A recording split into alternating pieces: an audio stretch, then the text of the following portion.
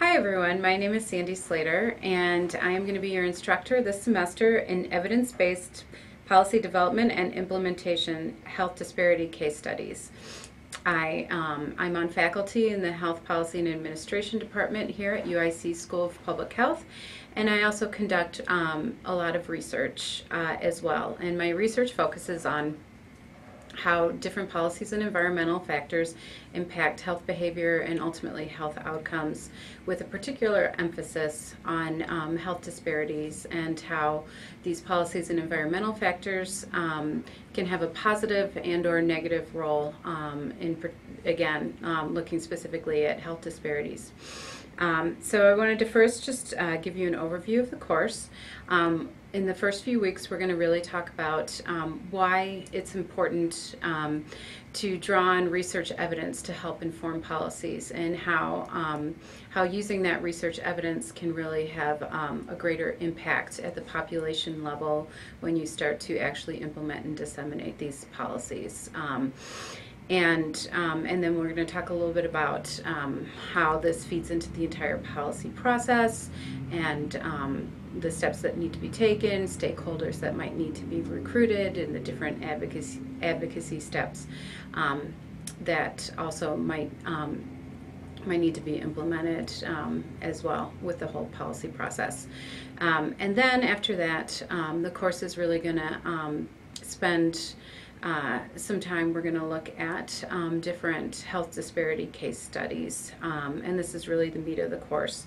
And there's a total of 4 case studies that we'll cover, and they are going to include tobacco, obesity, HIV/AIDS, and we're going to end with the Affordable Care Act. And we're going to be having some guest lectures from some experts at UIC in these different fields, and they're really going to help to kind of show you, we'll talk about how the evidence helps to inform different policies that are in place currently in relation to these 4 topic areas. But then how it's played out after the policies have been implemented, and how this has either positively or negatively impacted health disparities. And in some instances, that could be certain segments of the population have positive impacts, and other ones have had some unintended consequences where they've wound up with negative impacts. So hopefully it's going to give you a nice mix of what can happen, and hopefully we'll have some nice discussions around these as well, where we can talk about, what possible steps can be taken going forward to help improve and reduce those health disparities. Then also I want to just let you know that one of the other things you're going to get out of this course are hopefully some tools that you can then take back to the work that you're doing that will help you first really learn how to identify what evidence is out there, so that you can help feed that into different policy processes yourself. But also we're going to do some assignments that would again help move some of these, whatever topic it might be, forward within the policy process itself. So we'll be talking about how literature reviews are really important for identifying where the evidence is currently at. You'll be learning how to conduct a policy analysis.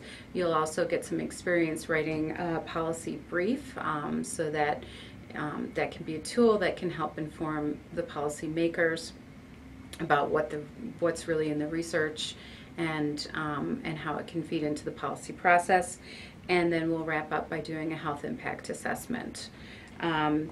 So at this point, I'd like you all to go on Blackboard and take a look at week 1.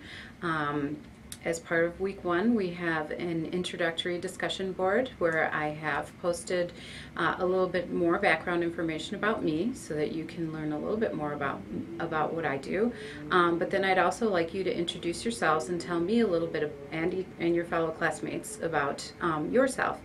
And I just want to close by saying I'm really looking forward to getting to know all of you over the next 16 weeks, and I hope we have some great discussions, and I hope you enjoy the course. Thanks.